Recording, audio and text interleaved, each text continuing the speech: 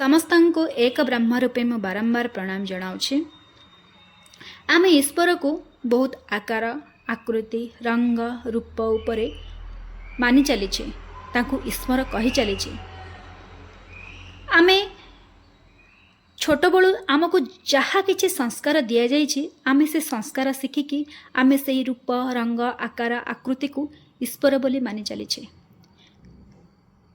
ଯଦି ଆମେ ଈଶ୍ୱର ବୋଲି ମାନି ଚାଲିଛନ୍ତି, ତାହେଲେ ସଠିକ୍ ଈଶ୍ୱରଙ୍କୁ ଆମେ ପାଇଛନ୍ତି ତ?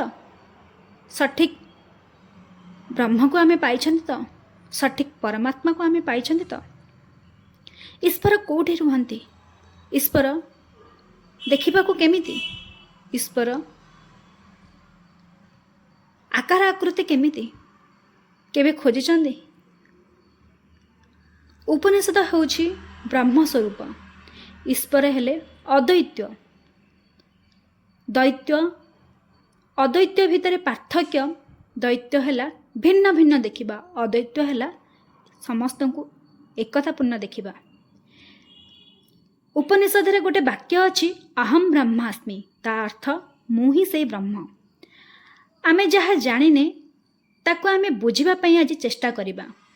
ପ୍ରଥମେ ଉପନିଷଦ ପଚାରୁଛି, ଆମେ କିଏ? ଆମେ ସାଧାରଣ ଭାବେ କହିବା, ମୋ ଶରୀର, ମୋର ନାମ ଏଇଆ ଅଛି, ମୋର ଗାଁ ଏଇଆ ଅଛି, ମୋ ଡେଜିଗ୍ନେସନ୍ ଏଇଆ, ଇତ୍ୟାଦି ଇତ୍ୟାଦି ଆମେ ବହୁତ ଗୁଡ଼ିଏ ପରିଚୟ ଦେଇଥାନ୍ତି। ତାହେଲେ ଆମେ ପରୀକ୍ଷା ନିରୀକ୍ଷା କରି ବୁଝିବା ଶରୀରର ନିର୍ମାଣ କେମିତି ହେଉଛି। ଆମେ ଶରୀରକୁ ଅନ୍ନମୟ କୋଷ ବୋଲି କହିଥାନ୍ତି। ଶରୀର ଅନ୍ନର ନିର୍ମାଣ ହେଇଛି। ଅନ୍ନକୁ ଖାଇକି ଶରୀରର ପରିଚାଳନା ମଧ୍ୟ ହେଉଛି। ଆମେ ଯେଉଁ ଖାଦ୍ୟ ଖାଉଛେ, ସେ ଖାଦ୍ୟ ଲିଭରରେ ପେଶି ହୋଇ ରସରେ ପରିବର୍ତ୍ତନ ହେଉଛି। ରସ ରକ୍ତରେ ପରିବର୍ତ୍ତନ ହେଉଛି।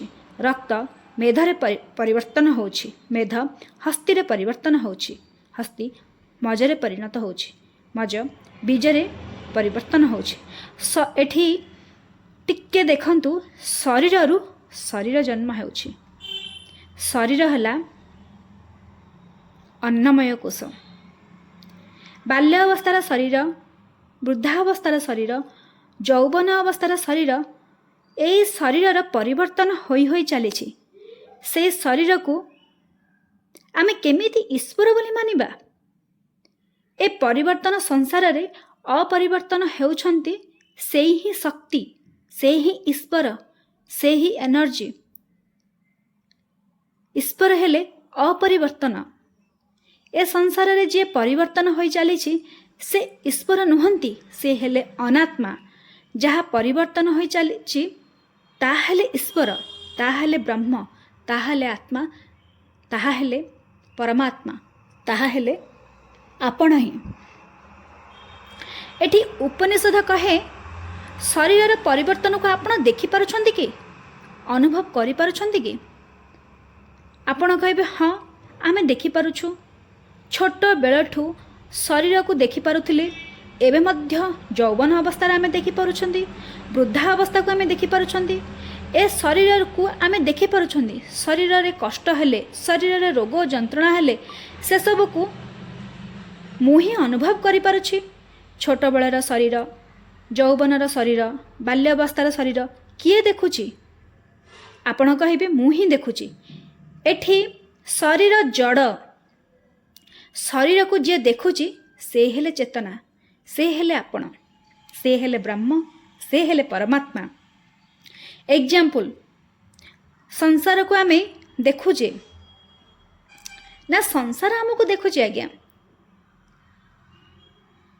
ଆମେ ସଂସାରକୁ ଦେଖୁଛନ୍ତି। ଅବିଦ୍ୟା ଫଳରେ ଆମେ ଓଲଟା ହେଇଯାଇଛନ୍ତି, ଓଲଟାକୁ ଆମେ ଦେଖୁଛନ୍ତି। ଆମେ ଶରୀର ନୁହନ୍ତି। ଶରୀରକୁ ଯେଉଁ ଶକ୍ତି ଚଲାଉଛି ତାକୁ ପ୍ରାଣମୟ କୋଷ କୁହନ୍ତି। ନିଶ୍ୱାସକୁ ଆମେ ପ୍ରାଣବାୟୁ କୁହନ୍ତି। ଏ ପ୍ରାଣଶକ୍ତି ଜଡ଼ ରୂପେ ଶରୀରକୁ ଚଲାଉଛି। କେତେବେଳେ ଆମେ ଅନୁଭବ କରୁଥିବେ, ଆମମାନଙ୍କୁ କେତେବେଳେ ଆକ୍ଟିଭିଟି ଲାଗେ, ଆମମାନଙ୍କୁ କେତେବେଳେ ଅଳସୁଆ ଲାଗେ, କେତେବେଳେ କେଉଁ ପ୍ରକାର ଗୋଟେ ମାଡ଼ି ମାଡ଼ି ଦେହ ଲାଗେ, ତାହେଲେ ଏଠି ପ୍ରାଣଶକ୍ତି ବି ଚେତନା ନୁହଁ, କାରଣ ପ୍ରାଣଶକ୍ତି ବି ପରିବର୍ତ୍ତନ ହେଉଛି। ଏହା ଆପଣ ଦେଖିକି ଆପଣ ଅନୁଭବ ବି ଆପଣ କରିପାରୁଛନ୍ତି। ତାହେଲେ ଏଠି ପ୍ରାଣଶକ୍ତି ବି ଚେତନା ନୁହନ୍ତି।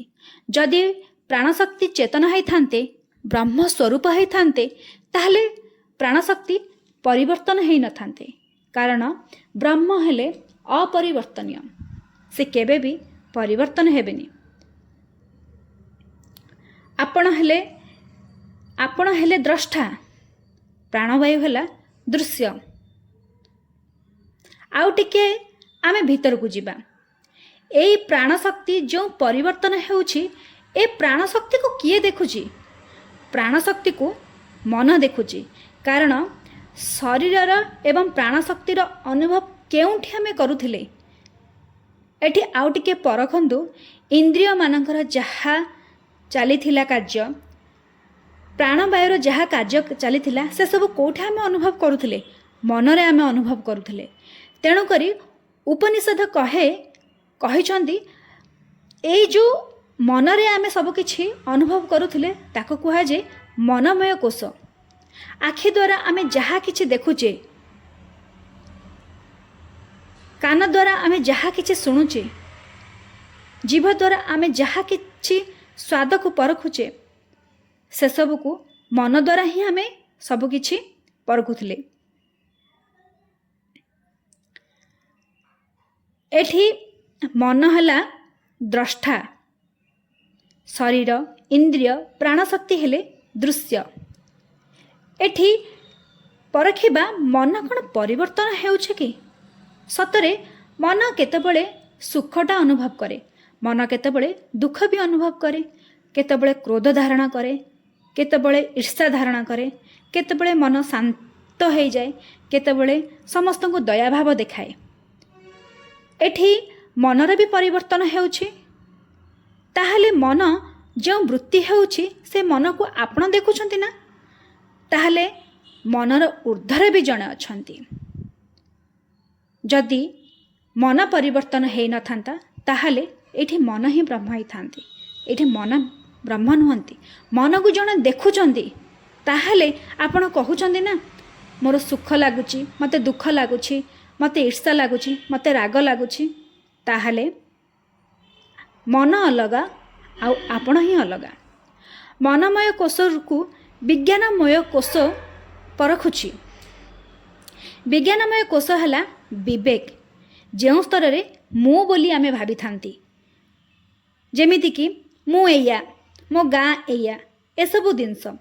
ଆଚ୍ଛା, ଆମେ ଦେଖିବା ବିଜ୍ଞାନମୟ କୋଷ ପରିବର୍ତ୍ତନ ହେଉଛି କି? ଆପଣ ଯେତେବେଳେ ରାତିରେ ଶୋଇପଡ଼ନ୍ତି, ଗାଢ଼ ନିଦ୍ରାରେ ଅଛନ୍ତି, ସୁଷୁପ୍ତି ଅବସ୍ଥାରେ ଅଛନ୍ତି, ସୁଷୁପ୍ତି ଅବସ୍ଥାକୁ କିଏ ଦେଖୁଛି? ସେଠି ତ ବିଚାର ନାହିଁ। ସେଠି ବିଜ୍ଞାନମୟ କୋଷ ବି ଅଦୃଶ୍ୟ ହୋଇଯାଆନ୍ତି। ସେଠି ତ ଅନ୍ଧାର ଆଉ ଅନ୍ଧାର ହେଇଯାଉଛି। ଆପଣ ନିଦ୍ରା ଶୋଇଥିବା ବେଳେ ଯେତେବେଳେ ଉଠୁଛନ୍ତି, କେତେ ଶାନ୍ତି, କେତେ ଆନନ୍ଦ, କେତେ ସୁଖ ଲାଗିଲା ବୋଲି କହିଥାଉଛନ୍ତି। ତାହେଲେ ସେ ଅବସ୍ଥାକୁ କିଏ ଦେଖୁଛି? ସୁଷୁପ୍ତି ଅବସ୍ଥାରେ ମନ ତାର ସ୍ୱରୂପରେ ସମାହିତ ହୋଇକି ଥାଏ, କିନ୍ତୁ ମନ ଥାଏ। ସେ ଶୂନ୍ୟ ଅବସ୍ଥାକୁ, ସେ ଶୂନ୍ୟତାକୁ କିଏ ତ ଅନୁଭବ କରୁଛନ୍ତି ନା?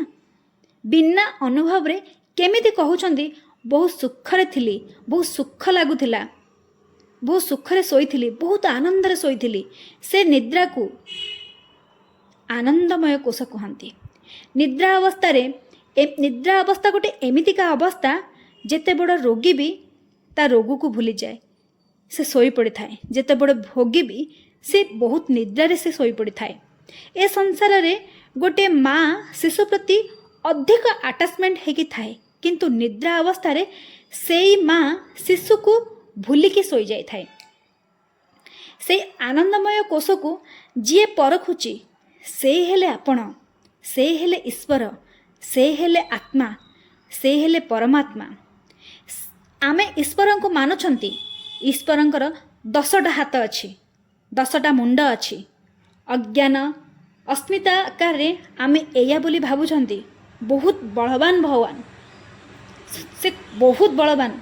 एसबू जिनस आम भावी था। ये किसी लोक कहे ईश्वर आम जदि एक आम कहीं पहाड़ चढ़ी पारना आकाश में उड़ी पारना किसी जंत्र मंत्र तंत्र करिकी आमे किछि परिवर्तन करि पारना ताहले आज्ञा आपण एठी ईश्वर सत्ता को बुझिबा पई चेष्टा करूना शरीर को बुझिबा पई चेष्टा करूछंती। ईश्वर हेले चेतना, ईश्वर हेले आलोक, जो आलोकरू आधार करी ए संसार प्रकाशित हेउछि। चेतना रूपी ए ईश्वर को आधार करिकी मनर वृत्ति चली। मन केतेबेले आनंदमय कोशरे निज स्वरूप को भूली जाए, निज स्वरूप से समाहित होइकी थाए। मन केतेबेले विचार करुछि, विचार को आधार करी मन को परखुछि, विचार को नेई प्राण शक्ति को से परखी थाउछि। विचार को देखुछंती, जिए परखुछंती तांकु आमे देखि पारुनाहांती सत्य। से हेले ईश्वर, से हेले आपण, से हेले ब्रह्म, से हेले आत्मा, से हेले परमात्मा। जेतेबेले आपण निजे अनुभव करिवे जेतेबेले आपण निजे अनुभव करिवे सेतेबेले आपण कहिबे मु ही परमात्मा, मु ए शरीर नुहे, मु इंद्रिय नुहे, मु मन नुहे, मो मन भितर थिबा बुद्धि चित्त अहंकार नुहे, मु हेली ब्रह्म। ए शरीर को ए मन को गोटे वस्तु रूप रे, गोटे वस्त्र रूप रे विनियोग करुछि। जदि आपन को ये वीडियो भल लगुचे ताहले आपण लाइक शेयर और सब्सक्राइब निहाती करेंगे, जो माध्यम कि मत आहुरी उत्साहित लागिबो वीडियो को आगु को नेबा पई। सेही पर्यंत रहिले समस्तन को अहम ब्रह्मास्मि।